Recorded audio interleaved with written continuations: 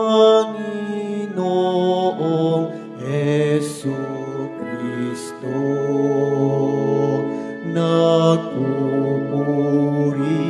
kami sa'yo, Panginoong Jesucristo.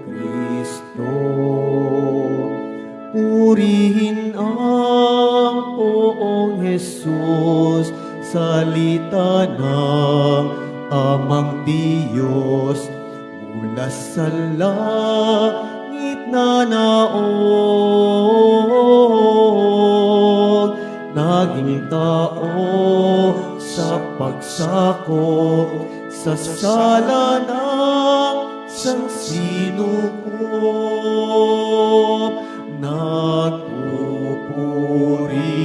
kami sa'yo, Panginoong Jesucristo. Sumainyo ang Panginoon. At sumairi. Ang mabuting balita ng Panginoon ayon kay San Lucas. Papuri sa iyo, Panginoon. Noong panahong iyon, ang Anghel Gabriel ay sinugo ng Diyos sa Nazareth, Galilea, sa isang dalaga na ang pangalay Maria. Siya'y nakatakdang ikasal kay Jose, isang lalaki buhat sa lipi ni Haring David.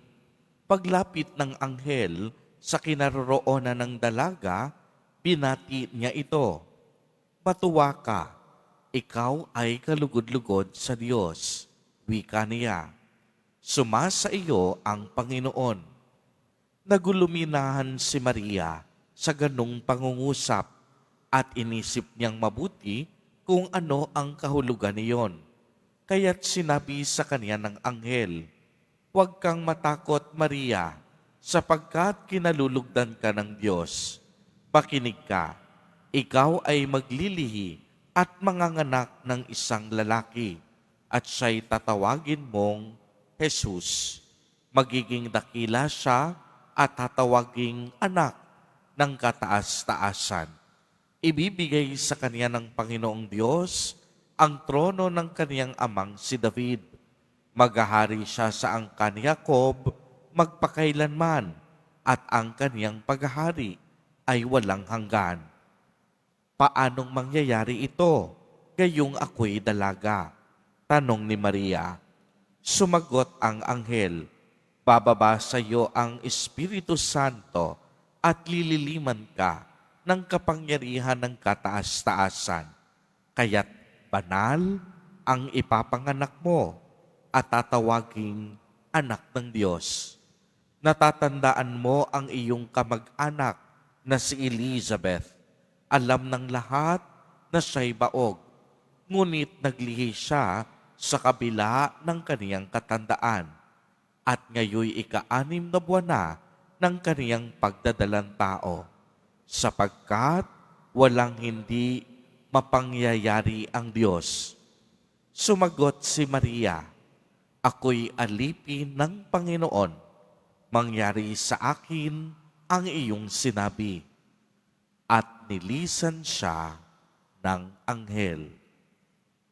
Ang mabuting balita ng Panginoon. Pinupuri ka namin, Panginoong Hesukristo. Magsiupo muna tayo. Magandang umaga po sa inyong lahat, mga kapatid kay Kristo. Sa lahat po ng ating mga taga-subaybay sa iba't ibang online platforms at sa lahat ng ating mga kadiboto sa iba't ibang panig ng Pilipinas at maging sa buong mundo kung saan tayo ay naaabot ngayon ng ating live streaming. Mapayapang umaga din po sa inyong lahat. Purihin at dakilain natin ang ating Panginoon, ang mahal na Poong Jesus Nazareno.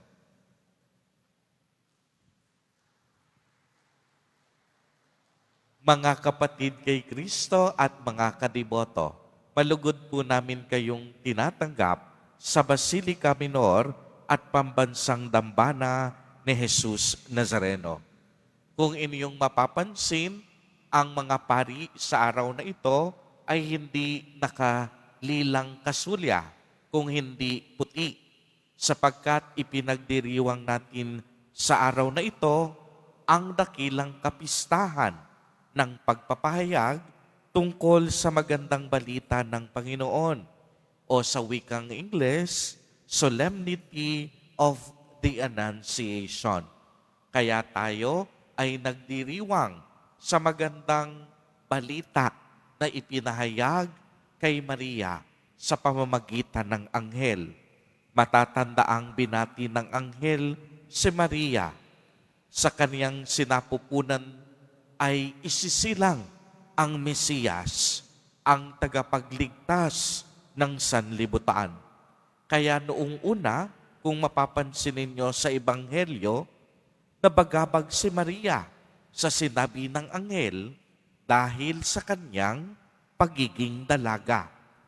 Ngunit ipinaliwanag sa kanya ng anghel na ang pagsilang ni Jesus ay mangyayari sa kapangyarihan ng Espiritu Santo.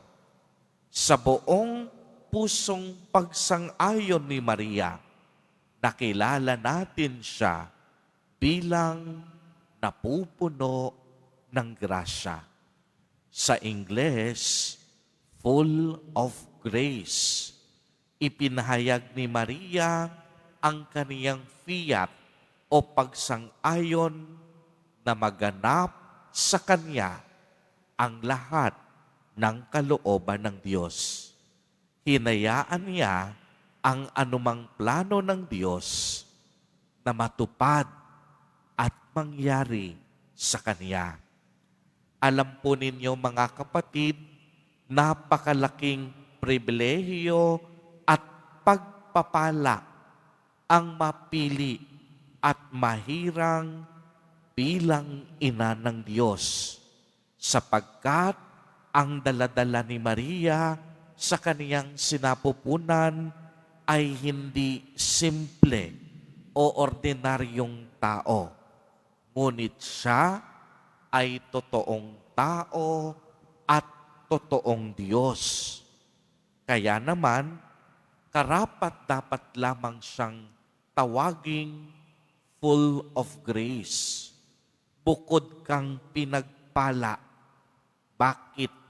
Sapagkat mayroon siyang pusong marunong makinig at sumunod. A listening heart.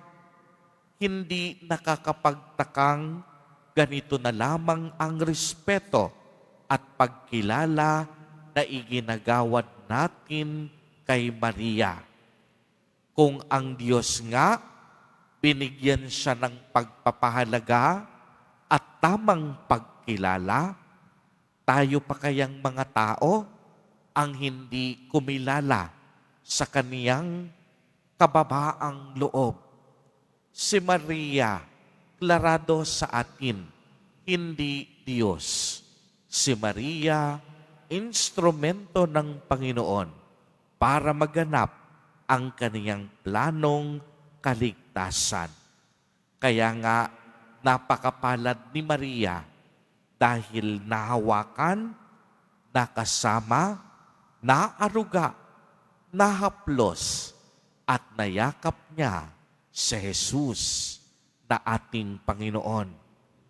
Mary has a direct encounter with God, and it is a loving and intimate encounter between a mother and the son.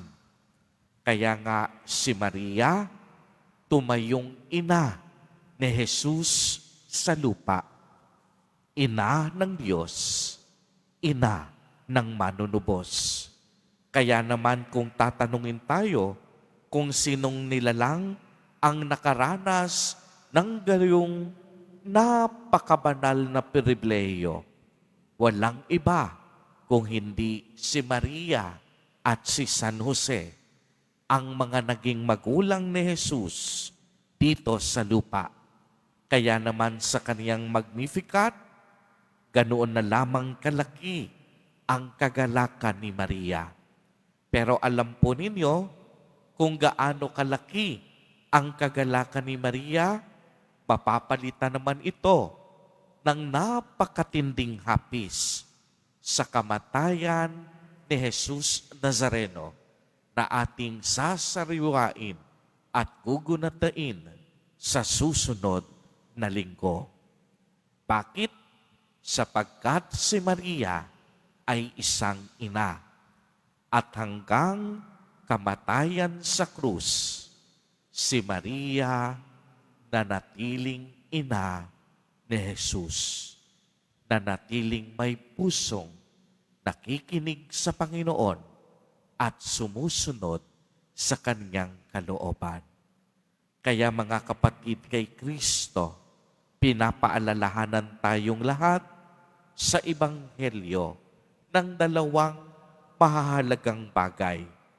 Kagaya ni Maria, tayo nawa ay matutong makinig at tumugon. Nakinig si Maria sa paanyaya ng Diyos. Narinig niya ang mensahe ng anghel at tumugon siya ng walang pag-aalinlangan. Oo, ang kaniyang kasagutan. Naway mapunurin tayo ng biyaya katulad ni Maria at kagaya niya, makinig at tumugon tayo ng oo sa paanyaya ng Diyos na magsisi, magbalik loob at sundin ang kaniyang kalooban. Amen. Amen. Purihin at dakilain natin ang ating Panginoon. Palakpakan natin si Kristo na ating tagapagligtas.